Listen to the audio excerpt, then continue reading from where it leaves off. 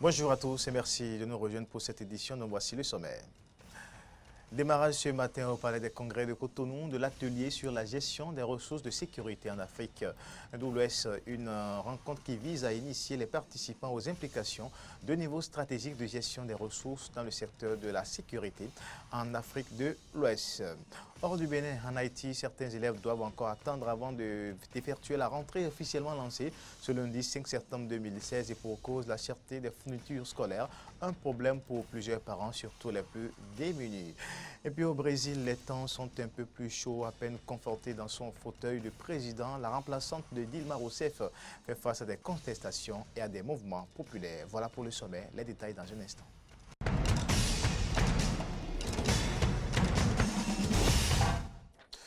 Bienvenue à toutes et à tous. Des fonctionnaires militaires et civils et des chargés de gestion des ressources humaines venus de plusieurs pays d'Afrique de l'Ouest participent depuis ce matin à l'atelier sur la gestion des ressources de sécurité en Afrique de l'Ouest.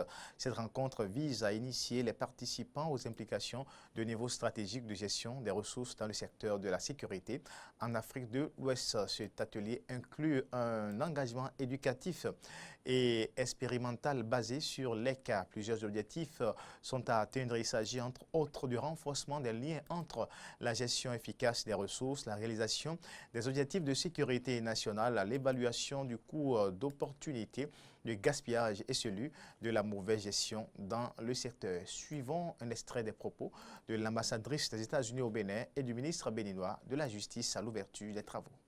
La question importante, c'est comment gérer les ressources de sécurité, surtout dans une ambiance où on manque des ressources.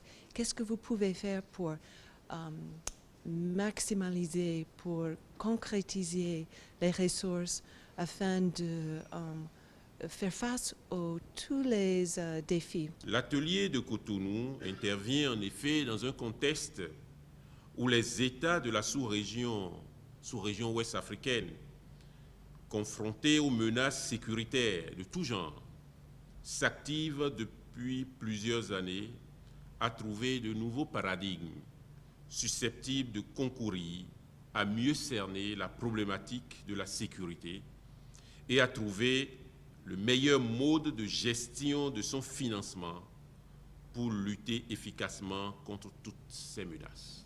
La question d'une meilleure articulation d'un mode de gestion fiable des ressources de sécurité dans la sous-région ouest africaine, loin de paraître telle une quadrature du cercle, tient du reste à une convergence ou une pression sur la superstructure de multiples impératifs de développement presque insurmontables lorsqu'on sait la vulnérabilité de nos États.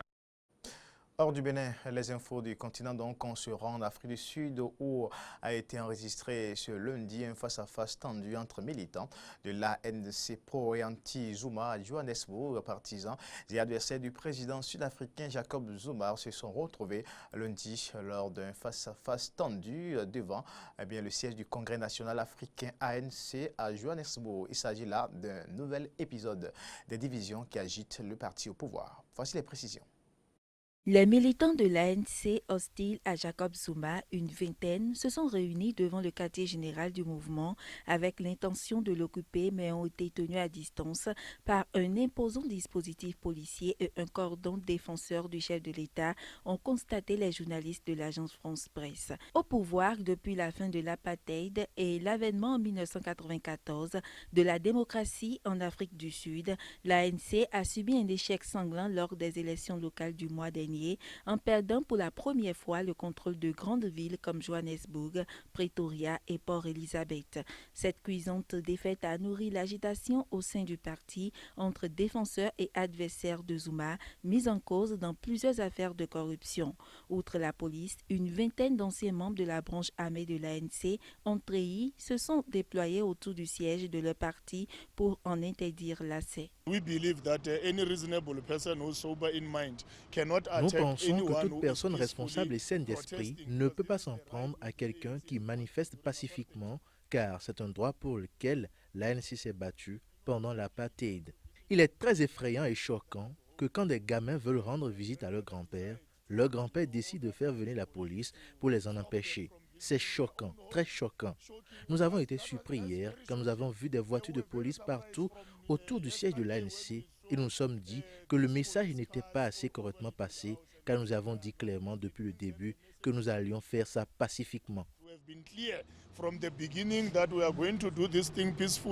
Incarcéré dans la prison de Robben Island avec Nelson Mandela pendant l'apartheid, Jacob Zuma, 114 ans, dirige l'Afrique du Sud depuis 2009. Sa position est de plus en plus contestée au sein de l'ANC, en raison notamment de la persistance de la pauvreté au sein de la majorité noire, plus de 20 ans après la fin de l'apartheid. Au Brésil, les temps sont un peu plus chauds, à peine confortée dans son fauteuil de président. La remplaçante à peine confortée dans son fauteuil de président, eh bien Michel Temer fait face à des contestations, des dizaines de milliers de Brésiliens soutenant l'ancienne présidente Dilma Rousseff, destituée mercredi, ont défilé dans les rues de Sao Paulo ce dimanche et réclament le départ de Michel Temer. Voici les commentaires. Manifestants, selon les organisateurs, à descendre dans les rues de Sao Paulo ce dimanche. Sur le banderole, on pouvait lire « Dehors Temer, des élections maintenant ». Ces manifestants qui ont envahi l'avenue principale de la capitale économique du Brésil affirment que la destitution de l'ex-présidente Dilma Rousseff pour maquillage des comptes publics est un coup d'État. Ils réclament de nouvelles élections alors que le nouveau président Michel Temer, qui est contesté, devrait assumer le pouvoir jusqu'en 2018. Ce dernier, en déplacement en Chine pour participer au sommet du G20 cité par des médias, a estimé qu'il n'y a que 100 personnes sur 204 millions de Brésiliens qui ont manifesté et que c'était insignifiant. Mais c'est à coups de gaz lacrymogène que les manifestants ont été dispersés par la police après des heures. Quelques manifestants ont brûlé un cercueil en bois dans lequel se trouvait une poupée à l'effigie de Michel Temer. Avec ces manifestations pour Rousseff, le Brésil risque de s'embourber dans une nouvelle crise politique. On reste en Amérique latine. La rentrée scolaire dans certaines villes en Haïti est incertaine pour le moment. Fixée au 5 septembre 2016, les parents sont incapables d'envoyer les enfants à l'école faute d'argent pour acheter les fournitures scolaires. Dans l'école primaire publique et secondaire de Tabaré, la moitié des 17 salles de classe est occupée. Commentaire. Sur 600 élèves attendus, ils ne sont qu'une centaine à commencer la rentrée académique 2016-2017 à l'école de Tabar en Haïti. La rentrée scolaire a débuté ce lundi 5 septembre sur tout le territoire national. Mais la majorité des enfants des familles pauvres doivent encore attendre avant d'aller à l'école et pour cause la cherté des fournitures scolaires quand bien même les frais d'inscription sont minimes. Selon les témoignages d'un directeur d'école au poste depuis 18 ans, les ressources nécessaires pour faire fonctionner l'établissement ne sont pas encore envoyées par le ministère de l'Éducation. La précarité dans le pays complique fortement le travail des enseignants. Conscient des problèmes de ressources, le ministère de l'Économie, ensemble avec celui de l'Éducation, ont pris des mesures pour soulager les peines des parents, par exemple octroyer des bourses aux familles et permettre aux plus démunis d'avoir accès à l'école. Aux États-Unis, moins d'un pompier sur 10 est une femme en cette période de canicule où les incendies ravagent l'Ouest américain. Les services d'incendie tentent de susciter des vocations à travers des camps d'entraînement pour adolescents. Reportage. Elles ont entre 16 et 19 ans et le temps d'un camp d'été, elles enfilent l'équipement de pompiers. Aux États-Unis, moins d'un pompier sur 10 est une femme. Alors en cette période de canicule où les incendies ravagent l'Ouest américain, les pompiers espèrent susciter des vocations. Nous avons besoin de femmes dans le service d'incendie. Nous avons besoin que ce service ressemble à notre communauté afin de mieux les servir. Durant ce camp d'une semaine, les prétendantes suivent l'exemple de leurs instructrices. Ces femmes sont fortes, elles se battent pour elles-mêmes et elles le font savoir. Elles n'abandonnent pas, on ne voit pas ça tous les jours. Amrine et les autres élèves se préparent pour leur première confrontation avec les flammes. Les voitures s'embrasent, il est temps d'y aller. Le travail d'équipe est essentiel et elles peuvent compter sur les conseils et les encouragements de leurs aînés. Comme les hommes, les femmes pompiers doivent réussir des tests physiques exigeants. Ça peut être intimidant et certaines d'entre elles diront qu'elles étaient un peu nerveuses. Mais avec l'expérience, de l'entraînement et quelqu'un pour les conseiller, c'est vraiment valorisant. Dernier exercice. Cette année encore, Les participantes ont maîtrisé les flammes. Selon les organisateurs, depuis 10 ans, plus de la moitié des participantes ont fait carrière comme pompiers ou ambulanciers. On poursuit cette édition dévastée par des années de guerre. Le souk de Homs est en reconstruction en Syrie. Un projet soutenu par les Nations Unies essaie aujourd'hui de restaurer cet ancien joyau au cœur de la cité syrienne de Homs. Des ouvriers déblaient des décombres et nettoient les murs noircis du souk désert pour le redonner à son lustre d'antan effacé par la guerre civile. Reportage. Homs, l'ancienne capitale de la révolution syrienne, dévastée par les années de guerre. La ville est en ruine, notamment les vieux quartiers repris par les forces du régime après 2 ans de siège et des bombardements quotidiens. Parmi les victimes, le vieux souk de la ville. Un projet soutenu par les Nations Unies essaie aujourd'hui de restaurer cet ancien joyau. Il y a 4600 magasins dans ce marché et ses environs. Nous travaillons pour les restaurer tous et les faire revivre en 4 étapes. Chaque étape prendra environ 6 mois. Le souk de Homs est l'un des nombreux sites historiques syriens endommagés ou détruits par le conflit. Construit au XIIIe siècle, il s'est notamment développé pendant les périodes mamelouques et ottomanes. Les rebelles ont quitté Homs en 2014 après un accord avec le gouvernement, ramenant le calme dans la ville. Cette zone a évité une grande partie de l'activité militaire, ce qui a réduit l'ampleur des dégâts, à la différence d'autres parties de Homs ou de la ville d'Alep, qui est visée aujourd'hui. Plus de 290 000 personnes ont perdu la vie en 5 ans de combat et la moitié des Syriens ont dû fuir leur foyer.